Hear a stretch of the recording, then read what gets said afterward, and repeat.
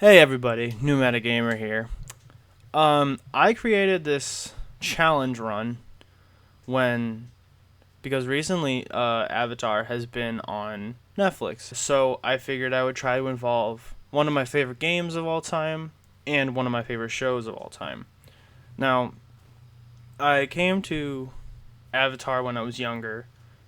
I liked it a lot. I liked it a lot. It was one of my favorite shows even when I was younger.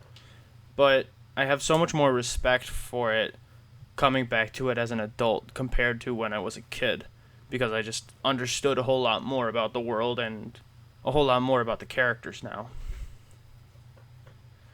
So, I decided to make a Pokemon Nuzlocke variation centered around Pokemon, or centered around Avatar. Yeah, also, I should probably say, this is my first video ever making. So if I seem a little nervous, I probably am, because I've never done this before. I've been given advice by a lot of people. A lot of you people are showing incredible support on Instagram. I can't thank you enough for that. So without further ado, let me get into these rules. So, at the core of this series, um, it's basically a solo run, because in the show, obviously, there is one avatar per generation. So, and like Avatar, if once one avatar dies, it is reincarnated. So, based on like the show, you have to name the Pokemon you're using based off of a different avatar each time you die, and each time you faint, like in a Nuzlocke, it is considered a death. So you must reset and start from the beginning. So, for example, if I start a run and I would name the Pokemon I'm using Aang, since he was one of the avatars. But if I were to die in that run, then I would have to rename it like Roku or Korra or one of the other avatars. So, in essence, this is a very simple run. It's a simple run with a couple complications that make it more difficult, because there's only one Pokemon in the game that can learn every single move, much like the Avatar being able to learn and master all four elements, and that Pokemon is Mew. So, with Mew being such a good Pokemon and being able to learn every single move, I figured it was perfect for this run, because you can teach it one move of every basic, like, element. So the four moves you start off with are one move from each basic element. So you basically start off with the air elemental move, which would be Gust. The fire move, which would be Ember. Water, which would be Water Gun. And earth, which would be Mud Slap. Now, here's where it gets fun. You are only allowed to heal once per town, but each time you defeat a gym leader, you are given a token, and you start off with 3 healing tokens. So, like at the beginning of the game, when you need to get a couple levels to beat your rival and continue just to go through the game, you get 3 healing tokens. And you can just heal once per town as it is. And each time you defeat a gym leader, you are given 3 things when you defeat a gym leader. 1, you are given a Lotus Chip.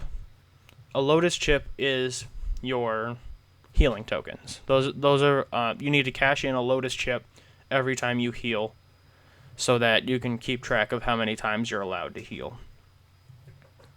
Number 2, you are given an elemental scroll. So as you may know, in the show, Katara steals a water elemental scroll from the pirates to learn more waterbending techniques. So this is the way that you upgrade your moves. So For example, let's just say you beat Brock, the first gym leader of Fire Red. He will give you an elemental scroll, and there is a set order. The set order will be in the description, and it'll be pretty easy to catch on to once the series is up and running. But let's just say he'll start off by giving you an Earth scroll. So that means the Earth move Mud Slap will be able to be replaced with a stronger move of the ground type, a stronger ground type move. So it'll go from like Mud Slap to maybe Dig or Magnitude. There are also tier levels. So since there is 8 gyms, you are given 2 elemental scroll upgrades per like element, basically. So Mud Slap will turn to Dig or Magnitude, and then Magnitude will probably turn into Earthquake. Just like Gust will probably turn into Wing Attack, which will turn into like Brave Bird or a stronger flying type move. Just like with Ember will turn to like it'll eventually turn into Flamethrower. Just stronger moves with learning more and more elemental, with you learning more elemental forms and getting more scrolls. So each element will get 2 upgrades.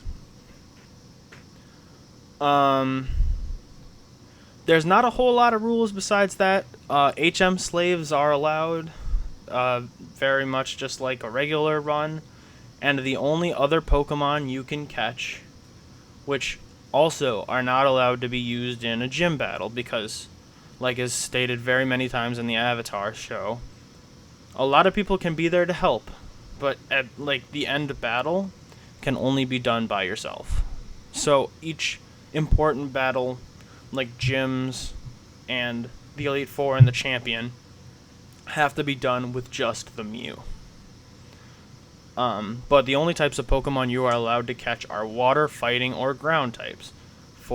Because in the show, the Avatar travels with Katara, which would be the water type, Sokka, who is the fighting type, and Toph, who would be the earth/ground type. If there are any questions about the run, I know there seem like there are a lot of rules, but it's pretty simple to understand once you get into it. If anybody wants to do this run, go for it. I'd love to see more series based on this, because this is just a fun idea I came up with randomly one time. And now I want to do it as a series to show all you guys. Today, this is not going to be the only video going up today. Part 1 will also be going up today, which I will be starting from just outside the professor's lab with the Mew named Aang, with the moves Gust, Ember, Water Gun, and Mud Slap. See you then.